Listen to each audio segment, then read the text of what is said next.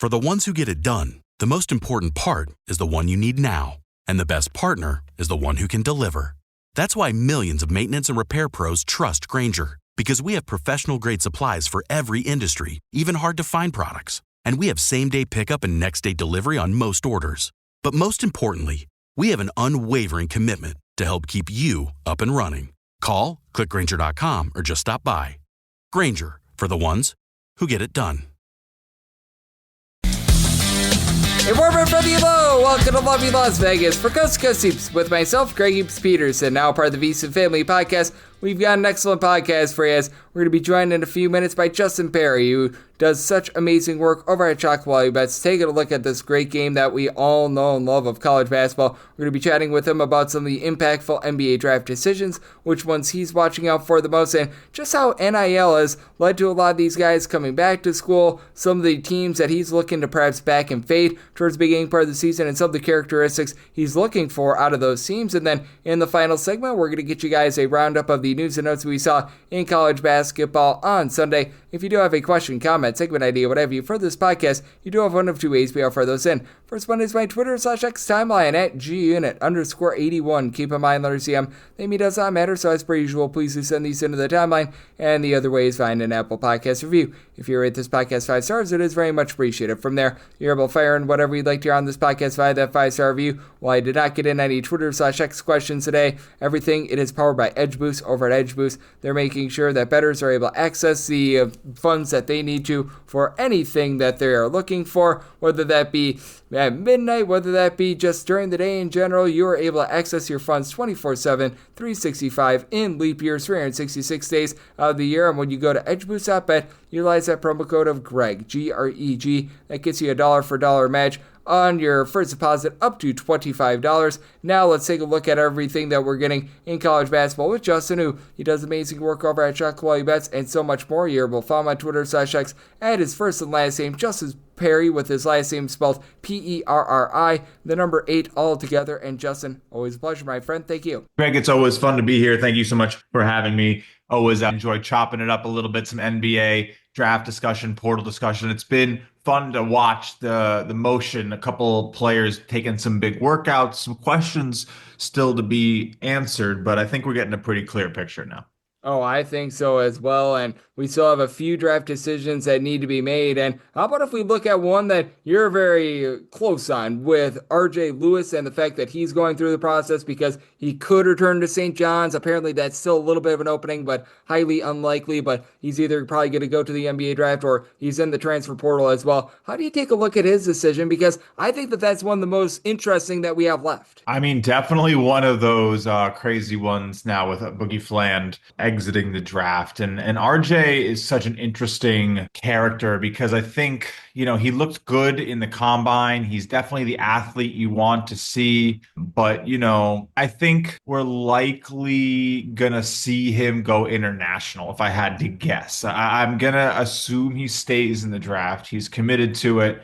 Some of the games he's played looked pretty good. I think we're going to say he's definitely focused on going pro mostly. And I would assume going back to college for him is a very, very last ditch option. He hasn't really taken any visits. I think there was some speculation with Auburn. He's not going to go back to St. John's. They've almost entirely moved on. There's no spot for him, essentially. Yeah, but it's going to be interesting to see what happens on that front because St. John's, they very much did fill up their roster. But as we know, with regards to PJ Haggerty, that's another interesting one because it looked like he was going to be going to NC State. He's right now going through the process, but we saw NC State pick up Darion Williams a few days ago as well. Could they have enough money for both? Maybe. And if they pick up both, by the way, that would be insane. But I find that one to be so interesting too. I mean, that could be a landing spot. And yeah, Darion Williams, a big get for Coach Wade in that first year. It's going to be an interesting one. I think fit in terms of how that goes, it's going to be exciting. They'll do well. I don't think exactly it's the stiffest of competition for them to absolutely rise up. So I expect to see some improvement and to see them be contenders, but at least in the conference. But, I think for me, you always look at coaches for the second year. I try not to evaluate first year coaches too hard and always try to give them a little bit of grace. They're settling in. They're trying to get it all right. There's a lot of media It's used a lot for like recruiting to try to get fresh talent in, especially locally. They're going to try to recruit in the area. They're going to try to bring people in, and those efforts take a while. So, yes, will some of these names make a splash? Will it immediately translate into results on the floor? Probably not. I wouldn't be shocked to see him underperform year one and overperform year two. I think most coaches do that, and at least, the market kind of, I guess, overcompensates in both directions before each year. Yep, absolutely. And I do think that's going to be so interesting to see what we get on that front. As joining me on the show, we do have our good friend in Justin Perri, who does such great work over at Chocolate Bets, joining me on Coast to Coast Soups. And I'm not sure you take a look at the NBA draft decisions, but we've got a few that are lingering out there. But I think that there's just been more winners than losers. And I feel like I've been saying that the last like 3, 4 off seasons. Ever since NIL has come into the fold, these guys that typically would have been like late first, early second round picks, many of them have been returning to school. We've seen that with the SEC guys coming back, Joshua Hubbard going back to Mississippi State. I thought that that was absolutely massive for them. You mentioned Boogie Fland and the fact that he goes to Florida. That is massive for them. And it just feels like if anyone's on the fringe, the money that is now available in college sports has led to these guys coming back. Oh, yeah. And I think, we'll continue to see that. And honestly, the other side of that coin, a lot of people are going to talk about the money, but what about the minutes? How about the professional development? It can be hard. Not every player is mature enough, ready to take a seat on a bench and develop their skills without getting a lot of game time, without being in the G League. You have to be pretty NBA ready to sit on a bench as a young player, in my opinion, maybe more so than getting minutes because it can be hard. You're only in practice. Some teams don't practice too much. It's not exactly the easiest transition, and we've seen that mid-tier player burn out plenty. So I don't hate returning to school. Yeah, I get a lot of these guys also, they want to go as high up the board as possible for their paycheck in their pro game. And they're all sort of gauging it against how they think that they did, how they think their teams have done, what they think their own ceiling is. So, like, RJ Lewis, who just had a double title in the Big East and did some of the most amazing things we've seen in that conference. And, obviously, besides two-time repeating the championship. But, going from what is essentially a worst to first scenario, him and Zuby going from absolute question marks to, I would say, all Big East caliber players is really impressive. So I think him leaving college now is good because like you're at a high. And so players are trying to evaluate that, I think, locally. And so when you see Boogie Fland comes back, it's a balance of he thinks he can continue to improve. He wants the minutes. He wants the time in front of the fans and a big brand in college basketball with a good coaching staff. Maybe he can raise his draft stock and maybe go further than he would have this season or higher up on the board than they would this season. So that's what they're all doing. It's all, I guess, betting on yourself the most intelligent way possible. And each player has a different set of circumstances, whether that be wanting to get paid now, wanting to get paid the most possible, or wanting to just improve their basketball and how that all happens and which coach they're going to go to and what team they might land on. It's a very complicated process individual to each player. So it's very hard to draw conclusions. There's no question about it. And I think that's just so interesting what the NBA is looking for as well, because a lot of the guys that they say a long time, you take a look at the last few years, like Drew Timme was very famous for Kofi Cockburn going back to school. And it feels like more of those traditional big men are the ones that are a little bit more likely to come back than anyone else, because with the NBA, they love these guys that are like 6'7", 6'8", can pop it from three, have that incredible wingspan and everything like that. Meanwhile, and I air quotes here, traditional big man, it just feels like they thrive a little bit more in college and don't have as much of a place for themselves in the NBA. Oh, yeah. I mean, think about it. The NBA there's like only 2,000 men that have ever played in the NBA. Not started, played. It is a hyper small fraternity that has become increasingly difficult to get into. They haven't expanded it much as the level of basketball has risen dramatically in the last 15 years. The game is so different than it was that Michael Jordan is coming out of retirement to tell people how different it was because he's tired of the lack of respect the change is given to the modern era. And it's so different. It's going to be a big demand for a big man to make it. You have to be able to shoot the three, essentially every position, unless you are elite at something else. Like you have to be able to hit open threes. It is not a question. Like you cannot shoot 25% from an open three and make the NBA from any position on the floor anymore. Like unless maybe you're like defensive player of the year caliber Rudy Gobert or Zach EV. Giannis.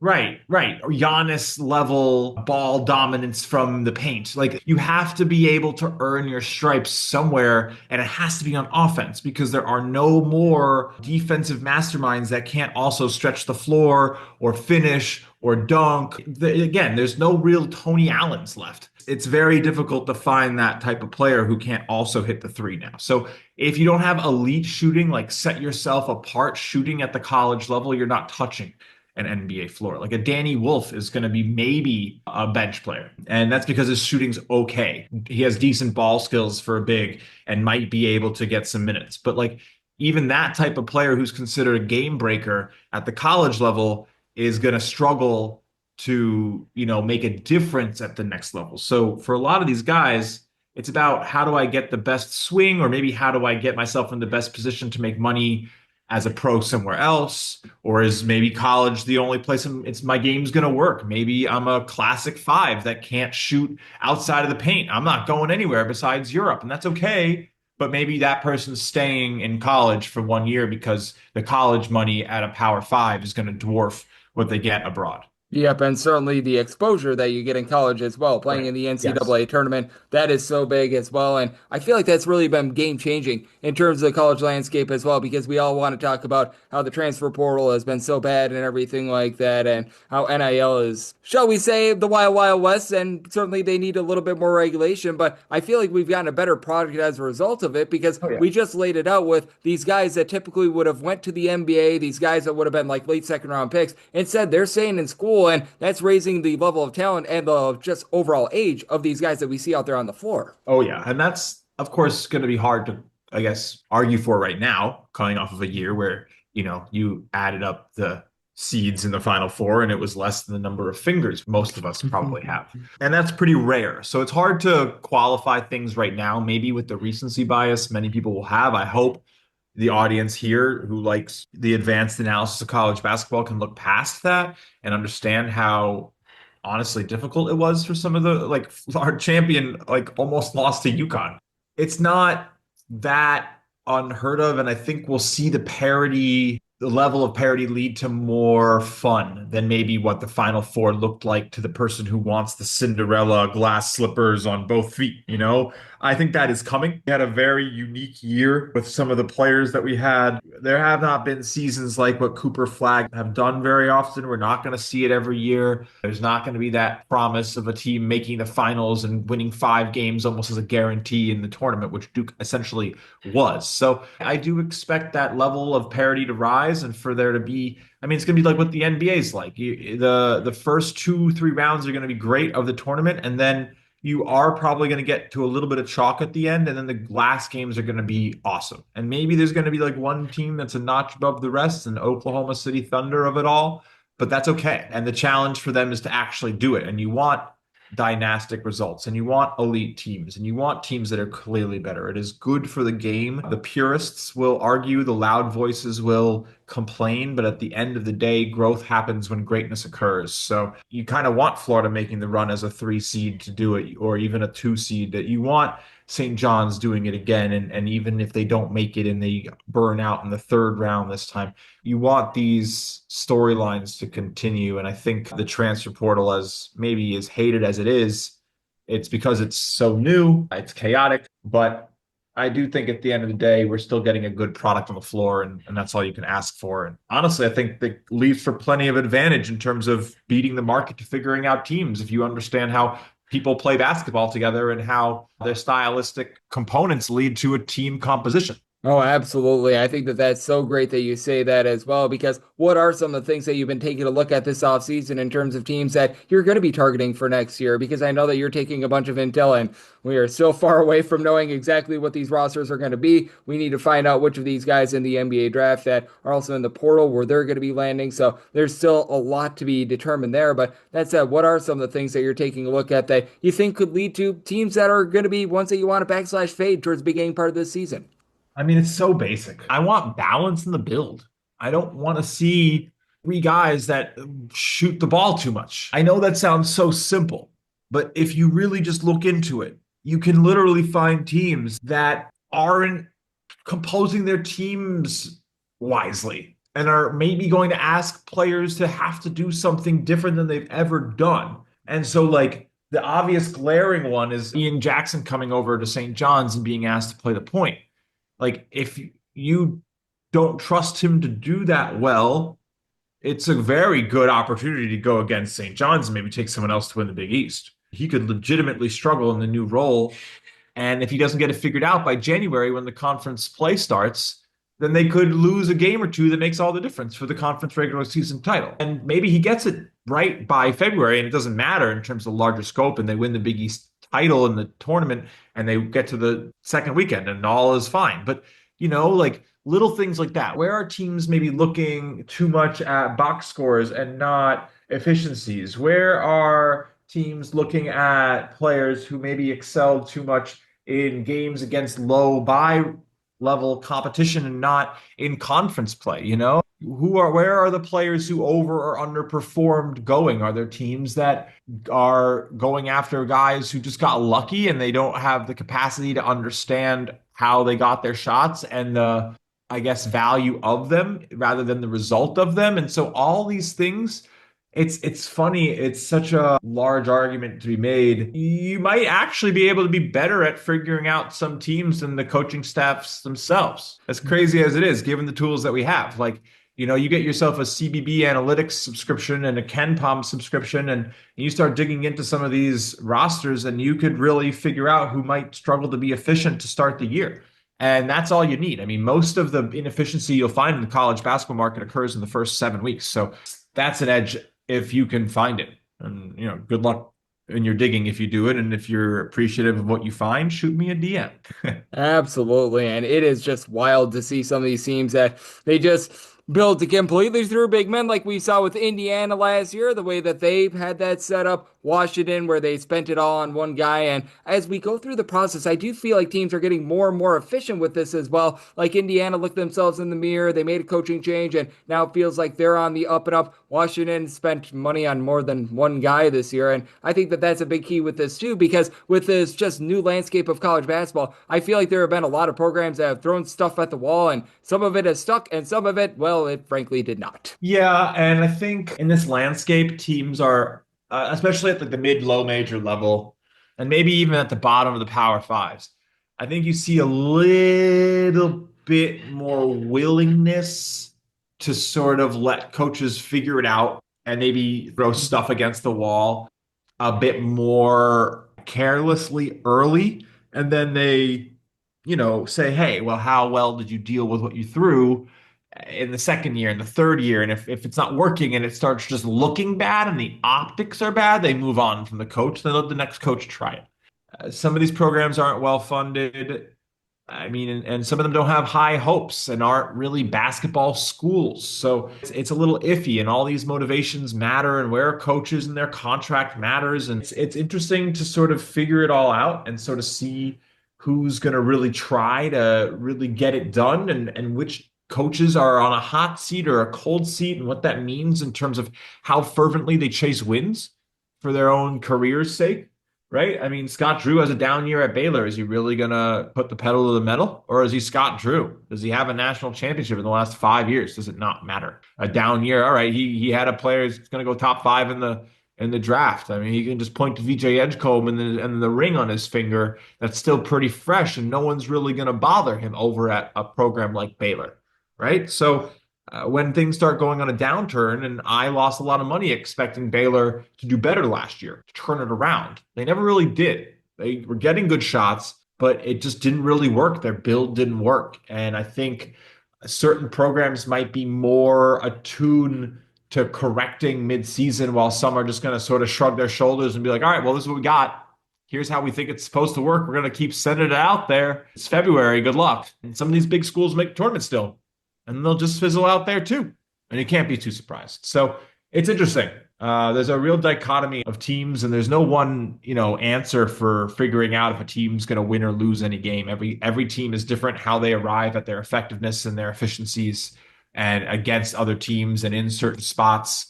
It's all variable, but there is a larger pattern at play, but it's just when you really zoom in, it's very hard to figure out. Yep, there is a pattern with this podcast. So every time you're aboard, Justin, we have a great podcast because you know exactly what you know so much about college basketball. You do such an excellent job of being able to data mine. You do such a great job all 12 months of the year preparing to be able to hit these bets during the season. Let the good people at home know it's all on tap for you and how people can follow along on social media and other platforms. Of course, of course. If you want to follow along with everything I do in basketball, sort of get to that same level of understanding the expected layer, the upside down of basketball, if you will, the data that doesn't care if the shot goes in or not. You definitely want to check out what we're doing at shotquality.com, shotqualitybets.com, and check out the show. We do a show 3 to 4 times a week right now for NBA, WNBA, live betting using our proprietary data to make in-game bets. So we use that software on the show called Betcast, and definitely want to check that out. It's sort of the main thing we do. Best way to get involved and just see what it's all about, because it's been the most profitable thing. I think I've only lost like 2 bets in my last 4 shows, and we're making like 5 or 6 bets per night. So it's been great. It's been great. So definitely come check that out. And Greg, always appreciate you giving me a chance to talk about what I'm working on, and hopefully some stuff coming out for Pitcher List soon too. Some good deep dives on their metrics that they debuted last year. Absolutely. And our good friend Justin does a little bit of everything. He does a little bit of football. As you heard, he's going to be doing some baseball, WNBA, NBA, college basketball, you name it, he does it. And every single time he joins me, lends such great insight. So big thanks to Justin for joining me on Coast to Coast Soup, now part of the VSiN Family Podcast. Coming next, let's take a look at the news and notes we saw in college basketball on Sunday.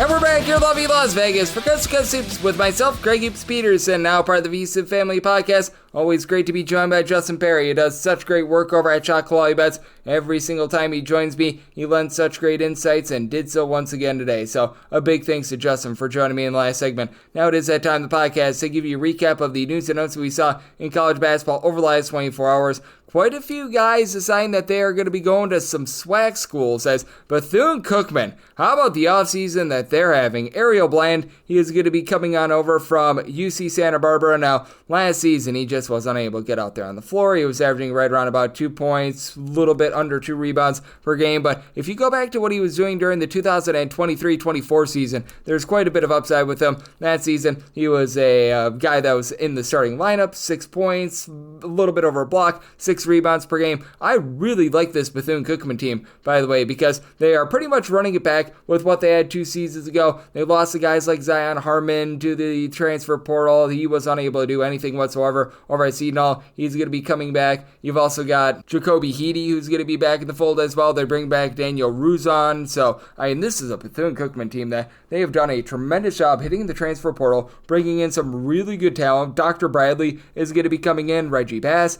he was a double-figure scorer a few seasons ago out there in the MAC. I just take a look at this program, and I do think that they're going to be very powerful out there in the SWAC, so that's another really nice pickup for them. And for Bethune-Cookman, they are not done, as they added another guy via the transfer portal, as they are going to be bringing in Jordan Johnson, who was over at Southern this last season, was averaging about 9.5 points, steal per contest. Not a guy that's going to light you up from 3, but all of a sudden, you've got a lot of depth with this team. So I'm really liking what I'm seeing there. Donovan Ode, really the lone guy for Cal State Fullerton last season that was able to give you any sort of production whatsoever. 12.5 points, 5 boards, a steal per contest. He's decided that he is going to be going to Northern Kentucky. Now, I've got my question marks with regards to what you're going to get out of Northern Kentucky this year. I've got my question marks with Donovan Ode, because he was on a Cal State Fullerton team that last season was about as bad as it gets. They were incredibly inefficient on offense. They were incredibly bad on defense. Were his numbers because he was a good player and he was just on a piece of poop team? Or, is it just a case where someone had to get points?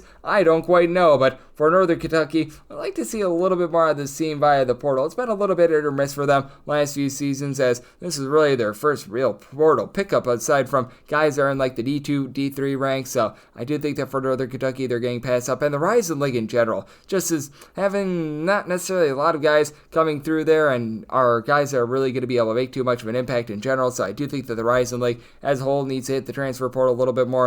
they need to get some guys off the board, but that's a good way of being able to help things out. You've got Paul Jabot. He was over at Miami this last season, putting up about 5.5 points per contest, 2.5 rebounds, even though he's only about 6'6", 6'7", wasn't necessarily the world's greatest three-point shooter, but he's going to be going on over to UAB when he was enrolling over at Miami in the class of 2023. He was a decently thought of prospect. He was like a top 300, top 350 sort of guy, not necessarily someone that was like super duper high on the rankings or anything like that, but he should be able to find a nice home over at UAB. UAB is able to utilize quite these stretchable guys that maybe aren't necessarily the world's greatest three-point shooters, but they're able to guard multiple positions. They do a nice job of being able to get down low, hitting the boards. That's what UAB is all about. And for UAB, after they lose the Axel Lendeborg and company in the offseason, they've done a pretty good job of retooling here this offseason. Andy Kennedy has got things really rolling with this UAB team as they bring in Karan McPherson, a nice double-figure scorer from Northern Illinois. Jacob Meyer coming on over from DePaul as well. And Chance Westery, I think, has a lot of upside from Syracuse. I like what these guys are able to bring to the table. They still have some of that rock-solid rebounding from a season ago as well. So do like what UAB has, and this is a nice pickup for them.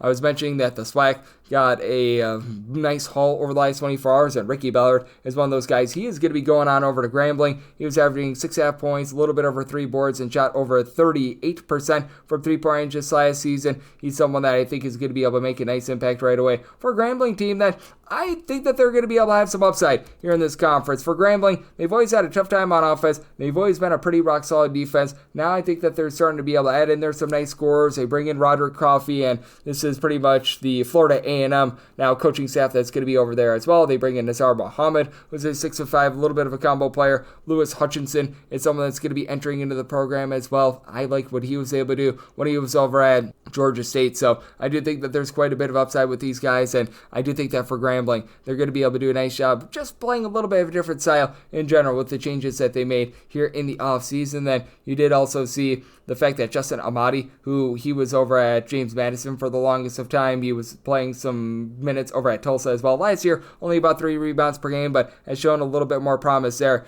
He's going to be going on over to Mount St. Mary's. The Mount, when they're really at their best, they are able to do a nice job of being able to hit the glass, and Amati, I think he's going to be able to come in and right away be able to give this team a nice little bit of a spark down low. They're going to need it because they do lose some of the guys like Adola Adbayo from last season as well. With Amati, when he was really at peak force, he was able to pull in there 5.5 rebounds, 9.5 points per game over at James Madison during the 2021-22 campaign. He was pretty much a 3-year starter when he was over at James Madison. This last year at Tulsa, wasn't able to get out there on the floor as much, and not a guy that's really going to light you up from 3-point range or anything like that, but has active hands. He's able to give you a steal or two at 6'7", and for Mount St. Mary's, I think that they're doing a nice job retooling here in the offseason. As I said, they do lose quite a bit of that low post play from a season ago, but they've done a nice job being able to find some guys that I think are going to be able to fit the system. I think that they're still going to be rock solid out there in a Metro Atlanta. Let's call it what it is. It's been down the last few seasons, but when you're bringing in a guy like an Anthony Arrington Jr. to help out the backcourt from Wofford, I like the fact that they bring in Mason So from UNC Greensboro as well. Luke McElden wasn't able to see a lot of minutes over at Santa Clara, but his 6'10" size